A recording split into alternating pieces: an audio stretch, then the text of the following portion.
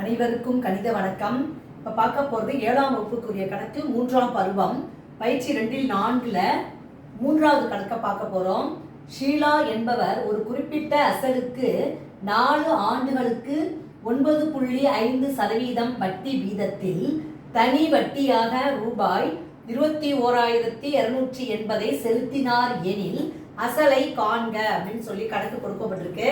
அசலை கண்டுபிடிக்க சொல்லி கொடுத்துருக்காங்க. வட்டி வீதம் கொடுக்கப்பட்டிருக்கு, தனி வட்டி கொடுக்கப்பட்டிருக்கு, 4 ஆண்டுகள் அப்படின்னு சொல்லி காலமும் கொடுக்கப்பட்டிருக்கு. அப்போ அசல் கண்டுபிடிக்கிறதுக்கு என்ன ஃபார்முலா பயன்படுத்துவோம் அப்படின்னா 100 × I டிவைடட் பை Pங்கிறப்ப இங்கே மிச்சம் இருக்கிறது NR. இப்போ பார்த்தீங்கன்னா 100 அப்படியே போட்டுக்கிறேன். இன்ட்டு I வந்து எவ்வளோ கொடுக்கப்பட்டிருக்கு 21,280, அதாவது தனி வட்டி.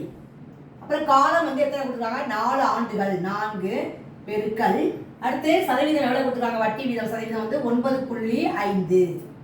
இது மாதிரி ஃபஸ்ட்டு போட்டுக்கிறேன். இப்போ ஃபஸ்ட்டு நம்ம என்ன பண்ண போகிறோம் சுருக்க போகிறோம். இப்போ பார்த்தீங்கன்னா 1 4 4 25 4 100. அடுத்து என்ன செய்கிறேன் இந்த 5ஆம் வாய்ப்பாடில் அடிக்கிறேன். 4 5 5 மீதி 4 இந்த புள்ளி வச்சுக்கிறோம். 45ங்கிறப்ப 9 5 45, இங்கே வந்து 5 5 25.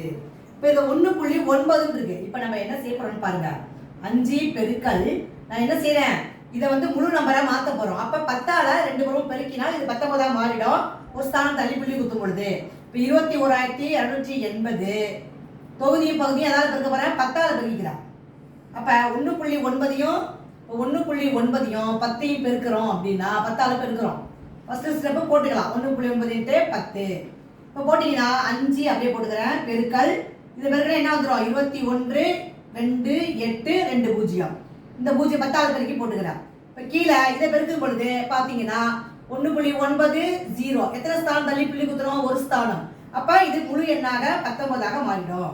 இப்போ பாருங்க இது 19ஆம் வாய்ப்பாடில் இதை சுருக்குறேன். ஓர் 19 19. இங்கே பார்த்தீங்கன்னா ஓர் 19 19 மீதி 2 22ல் ஓர் 19 19 மீதி 3 38ல் 2 19 38.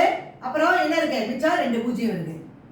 இப்போ எதையும் பெருக்க போறோம் 5 × 11,200. இது ரெண்டையும் பெருக்கினால் வரக்கூடியதான் விடை அசல். இப்போ 2 0க்கு இந்த 2 0 போட்டுட்டேன். இப்போ பார்த்தீங்கன்னா 2 5 10 மீதி 1 1 5 5 5 1 6 1 5 5. இப்போ ஆன்சர் என்ன வருது 11,200 5ஆல பெருக்கிறேன். 0 0 2 0 போட்டுட்டேன். 2 5 10 மீதி 1 1 5 5 1 6 1 5 5. அப்ப என்ன கிடைச்சிருக்கு 56,000 ரூபாய் கிடைச்சிருக்கு. அப்ப அசல் P is equal to ரூபாய் 56,000 என்பது இந்த கணக்குக்குரிய விடையாகும். இந்த மாதிரி ஃபார்முலா பயன்படுத்தி இந்த கணக்கை சுருக்கிட்டு பெருக்கி போட்டிருக்கோம். புரிஞ்சுங்களா?